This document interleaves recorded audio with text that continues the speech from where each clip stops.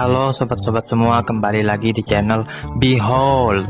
Kali ini saya akan melanjutkan merangkum alur cerita film Pokemon Advance Battle, Charizard versus Articuno, satu-satunya Pokemon yang bisa mengimbangi Pokemon legendari.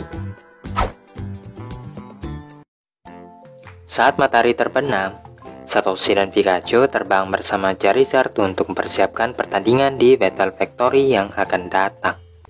Charizard mampu mengontrol cara dia terbang, yang membuktikan latihannya di Sarcivic Valley telah terbayarkan dengan lunas.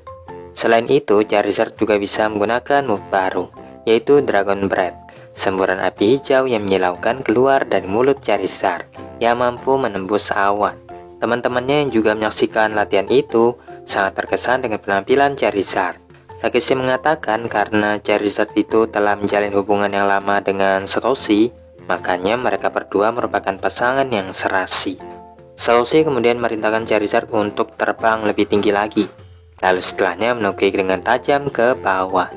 Sementara itu, tim Rocket yang juga mengamati mereka merencanakan untuk menangkap Articuno dan Charizard ketika mereka kelelahan sehabis bertarung. Tentunya mereka juga tidak akan lupa untuk menculik Pikachu. Singkat cerita, Satoshi dan kawan-kawan pergi ke Battle Factory, di mana di situ sudah ada Datsura yang menunggu. Datsura mengatakan sudah lama sekali dia tidak pernah melawan penantang yang kuat, dan berharap Satoshi bisa memberinya kepuasan. Satoshi menanggapi bahwa dia juga tidak akan menahan diri. Satoshi pun mengeluarkan Charizard yang akan bertarung melawan Articuno. Teman-temannya peringatkan untuk berhati-hati terhadap Pokemon legendari tersebut, dan Satoshi pun menghargai saran dari teman-temannya. Karena pertandingannya akan segera dimulai, Enishina mengajak yang lainnya naik ke bangku penonton agar bisa menyaksikan pertandingan itu. Di saat yang bersamaan, tim Rocket berada di atas atap. Rencananya mereka akan membuat lubang di atap itu. Dan ketika Articuno terbang cukup tinggi, mereka akan menangkapnya dan membawa lari Pokemon legendari tersebut. Namun saat itu, arenanya ternyata dibuka di bagian atapnya, supaya para Pokemon bisa bertarung dengan leluasa. Tim Rocket pun terjatuh di tengah-tengah arena. Mereka langsung bangkit dan berlari menuju Pokemon legendari Articuno.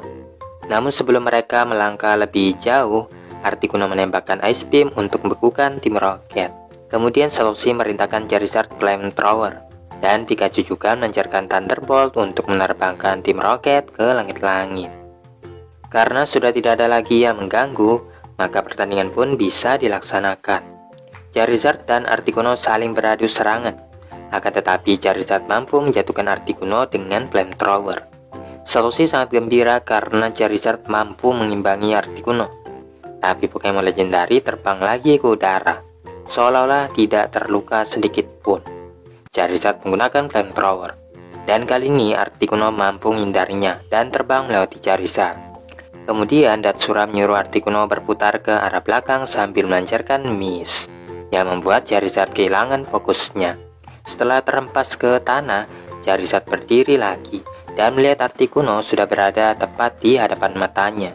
Charizard menembakkan Dragon Breath untuk menjatuhkan Pokemon legendari itu, tapi sayangnya dia bisa lolos dari tangkapan Charizard. Datsura menjelaskan bahwa kecepatan Articuno akan semakin meningkat seiring berjalannya waktu. Articuno lalu menembakkan Ice Beam, yang membuat Charizard jadi lambat. Charizard berupaya menembakkan Flamethrower, namun Articuno lebih dulu menghitnya dengan Steel Wing. Alhasil Charizard pun mendarat dengan sangat keras di tanah. Satoshi menyuruh Pokemonnya untuk bangkit lagi. Meskipun saat itu Charizard terkena damage yang lumayan besar. Tidak ingin memberi kesempatan, Datsura merintahkan Articuno Water Pulse, yang menyebabkan Charizard terdorong sampai ke dinding. Teman-temannya mulai mengkhawatirkan Satoshi, dan Enishida pun tidak bisa berharap banyak karena lawannya sendiri adalah Pokemon legendari. Kalau saja Datsura menggunakan Pokemon yang lain, mungkin masih ada kesempatan untuk bisa menang. Tapi untuk yang sekarang, Satoshi tidak punya harapan lagi. Satoshi mulai panik memikirkan segala cara agar bisa menang. Namun fokusnya kembali teralihkan saat Articuno menembakkan Ice Beam. Charizard terbang menjauh, meskipun ujung sayapnya membeku dalam prosesnya, yang menyebabkan dia kehilangan kendali. Articuno melanjutkan dengan Water Pulse, yang mengubah es menjadi pecahan proyektil. Charizard melindungi dirinya dengan sayapnya. dan kecepatannya semakin berkurang karena ujung sayapnya itu telah membeku. Charizard berupaya melawan dengan flamethrower. Akan tetapi Articuno mengkombo Ice Beam dan Water Pulse untuk memberikan lebih banyak damage. Datsura yang telah mengambil alih pertandingan memutuskan untuk menghabisi Satoshi. Satoshi yang sedari tadi memang menunggu-nunggu momen ini memerintahkan Charizard overheat yang membuat badannya bersinar terang, dan seketika es di sayapnya itu juga mencair. Kedua Pokemon lalu membumbung tinggi ke udara. Charizard menembakkan flamethrower lagi, namun Articuno rupanya masih bisa mengcounternya dengan Steel Wing. Charizard terlihat kelelahan dan babak belur, sedangkan Articuno masih kuat seperti biasanya. Takeshi menyadari bahwa Charizard tidak akan mampu menahan serangan berikutnya. Satoshi pun juga tahu Charizard tidak bisa menggunakan overheat lagi, karena move itu tidak efektif untuk melawan Articuno. Datsura mengakui Satoshi telah berjuang dengan sekuat tenaga, akan tetapi inilah saatnya untuk mengakhiri pertandingan ini. Dia merintahkan Articuno Steel Wing, sementara Satoshi membiarkan Charizard untuk tetap diam. Dan ketika Articuno berada dalam jangkauannya, Charizard menahan Articuno dengan kedua tangannya dan menggunakan Seismic Toss untuk membanting Pokemon legendari. Charizard membawa Articuno berputar-putar, lalu membantingnya dengan sangat keras. Namun saat itu Articuno masih berdiri dengan tegak, sedangkan Charizard tergeletak tak berdaya. Beberapa saat kemudian situasi pun berganti, dengan Charizard yang kembali bangkit sedangkan Articuno pingsan. Dengan demikian, Satoshi pun dinyatakan sebagai pemenangnya. Datsura menyerahkan knowledge simbol kepada Satoshi, yang merupakan hadiah pertamanya di Battle Frontier. Dia juga memberikan kotak untuk menyimpan simbol yang akan dikumpulkan oleh Satoshi nanti. Setelahnya Articuno pun dilepaskan kembali ke alam liar. Satoshi merasa bangga karena Charizard menuruti semua perintahnya. Tapi Charizard malah membalas dengan mengosongkan trainernya sendiri. Setelahnya Charizard pun terbang lagi ke Seraphic Valley untuk melanjutkan latihannya. Mengikuti saran dari Datsura dan Enishida, mereka pun berangkat lagi menuju Battle Frontier berikutnya, yaitu Battle Arena. Saat dalam perjalanan menuju ke sana, Satoshi masih saja mengagumi simbol pertama yang dia menangkan tadi, sedangkan teman-temannya merasa kelelahan karena berjalan sepanjang hari. Satoshi menyuruh mereka untuk bersemangat karena tujuan berikutnya berada tepat di hadapan mereka. Tapi setelah beberapa menit berjalan, rupanya Satoshi juga kecapean dan menyarankan untuk beristirahat sebentar. Parahnya lagi, saat itu mereka kehabisan air. Jadi Takeshi menyuruh Mudkip untuk mencari sumber mata air terdekat. Tak perlu waktu yang lama, Mudkip pun menunjukkan jalan menuju sungai yang ada di bawah batuan. Di saat teman-temannya mencari air tadi, Masato disuruh menjaga sekaligus memberi makan para Pokemon. Masato lalu bersandar untuk mengusir rasa capeknya. Ketika para Pokemon hendak makan, Munclak yang rakus ternyata telah menghabiskan seluruh makanan teman-temannya. Corpus yang marah mencoba menyerang Munclak dengan Bubble Beam, tapi meleset dan malah mengenai Squirtle. Squirtle pun balas serangannya itu dengan Bubble. Pikachu berusaha membangunkan Masato dikala teman-temannya mulai bertengkar. Pertarungan antar Corpus dan Squirtle menyebabkan Geodude yang tinggal di area tersebut sangat marah. Geodude lalu mengepung para Pokemon dan mulai menyerang mereka. Geodude melancarkan roll out untuk menerbangkan Munclak. Mereka lalu mengejar Pikachu dan Corpus yang langsung kabur dari area tersebut. Masato yang kaget segera mengecek para Pokemon dan menyadari bahwa ada 3 di antara Pokemon yang telah menghilang. Satoshi dan kawan-kawan yang baru saja kembali mendapati ada Pokemon yang menghilang, dan mereka pun memutuskan untuk segera mencarinya. Di sisi lain, nampak para Pokemon yang dipimpin oleh Onix mengabarkan situasi yang sedang terjadi. Tim Rocket yang kebetulan berada di situ penasaran apa yang dibicarakan oleh para Pokemon itu. Nyasu menerjemahkan apa yang dikatakan oleh Onix, mengatakan ada penyusup yang berani masuk ke wilayah mereka. Tidak salah lagi, yang disebutkan itu adalah Pokemon milik Satoshi dan teman-temannya. Seketika tim Rocket pun mendapatkan ide untuk memanfaatkan Pokemon tipe batu. Tim Rocket lalu keluar dari persembunyian mereka dan meyakinkan kepada para Pokemon bahwa mereka tidak bermaksud jahat. Sebaliknya mereka memberitahukan bahwa Satoshi dan kawan-kawan adalah orang-orang jahat yang kerap menyakiti para Pokemon. Mendengar hal tersebut, Onyx dan teman-temannya pun bersumpah akan balas perbuatan Satoshi dan kawan-kawan. Tim Rocket merasa sangat puas bisa menipu Onyx dan akan menangkapnya ketika dia sudah kelelahan nanti. Satoshi dan kawan-kawan yang saat itu sedang mencari Pokemon yang hilang sama sekali tidak sadar ada Pikachu dan Corpus yang lewat di balik semak-semak.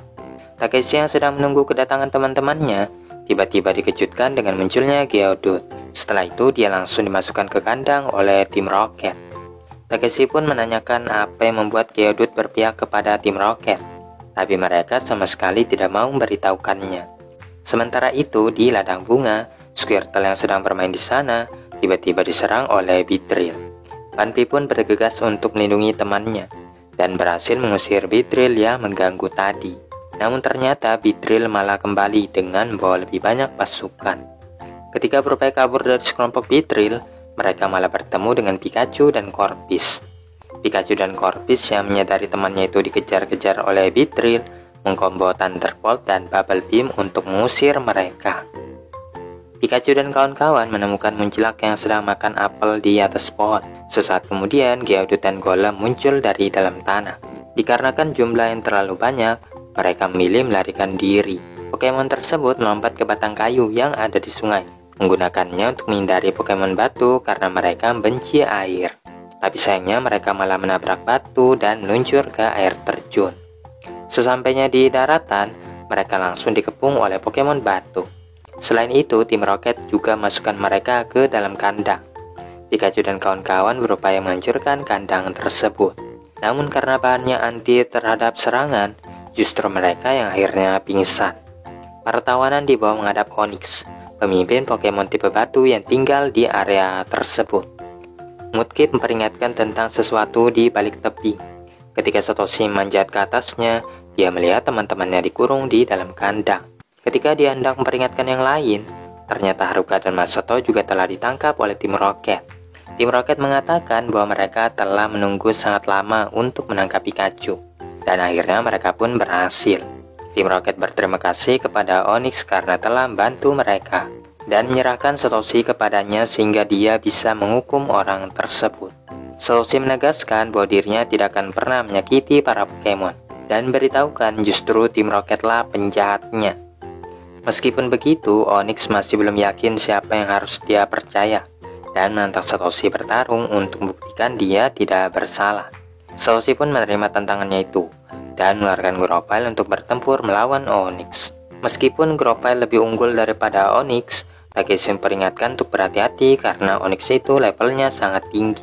Onyx menggunakan Iron Tail, tapi Grovyle mengelak dan menggunakan Quick Attack yang tidak mempan terhadap tubuh Onyx yang keras. Setelahnya Grovyle melancarkan Bullet Seed secara bertubi-tubi untuk melukai musuhnya. Grovyle pun mengakhirinya dengan menggunakan Leaf Blade, sehingga Onyx pun dapat dikalahkan. Setelah melihat kekalahan Onyx, Tim Rocket pun mulai berpikir untuk berkhianat. Mereka lalu mengeluarkan robot yang disembunyikan di balik batu, kemudian melemparkan batu besar itu ke arah Onyx. Grovyle menggunakan Leaf Blade untuk memotong batu besar tadi. Akhirnya Onyx pun menyadari bahwa Tim Rocket adalah yang jahat dan merintahkan teman-temannya untuk membebaskan para tawanan. Tim Rocket lalu menyiramkan air kepada Pokemon tipe batu yang menyebabkan hampir semuanya pingsan. Kemudian Tim Rocket menangkap Pikachu dan Onyx serta membawa mereka lari dari tempat tersebut. Tapi sebagian Pokemon tipe batu yang masih sadar berupaya menahan Tim Rocket. Setelahnya mereka semua pun menyerang Tim Rocket secara bertubi-tubi.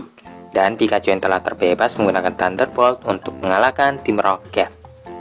Sebagai ungkapan terima kasih karena telah membantu mengalahkan Tim Rocket, Onyx memberi tumpangan kepada Satoshi dan kawan-kawan agar mereka bisa mencapai tujuannya.